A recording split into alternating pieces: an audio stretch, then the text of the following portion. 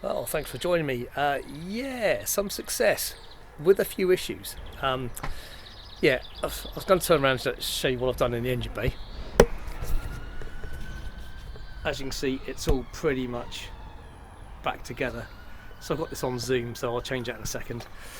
There is one issue. When I went to spin it on the starter, it wouldn't work. It just came up with a warning light, which I'll show you in a minute. And I think that's probably because I've removed the ABS, and I'm probably going to have to frig that. But yeah, put all the pipe work on, and I turned the engine over a few times by hand, and then spun it on the by frigging, getting past the ignition switch, just to pump the fuel through. Slackened off the injectors, bled the air out of those, tightened them up, and hey presto, she fired up. So quite happy. And after initial blue smoke clearing, because I expect that after any engine that hasn't been running for a while, it did clear. So yeah, I think we've got some success here. So I'm just going to show you this issue. Okay, I hope you can see this. Turn on the ignition. There you get your usual ignition lights. ABS light to stay on, it's this one here, but we get this warning light here. Come on, there you go, it just goes tick and nothing. So I've got to get past that. Right, I'm going to put you on a stand and we'll fire it. Okay, I'll turn the ignition on. Obviously I can't use a start motor, sorry, the ignition switch. All I've done is just taken the cable that goes to the solenoid, and I can just short that over.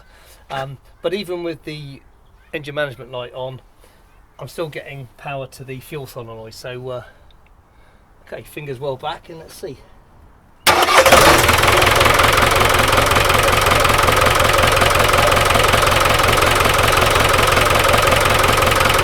Happy days.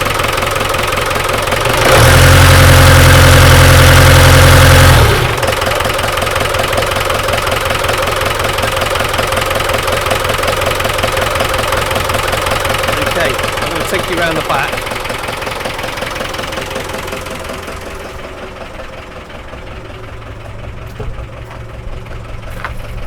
See down there the exhaust? There used to be always a hue of blue smoke coming out of this exhaust.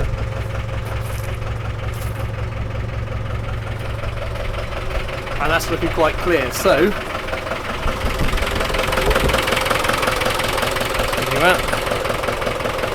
yeah, I think we've finally done it. I've got to check for leaks, doesn't seem to be any so far. So I was worried about the rear crankshaft oil seal, obviously I'll replace that. So it's quite noisy here. So a few jobs to do yet, connect the prop shaft up, put the gear stick back in, that kind of thing. And just check thoroughly for any leaks, but it's looking good so far. So yeah, happy days. Just got to get around this other issue, which I'll let you know how I do. Cheers.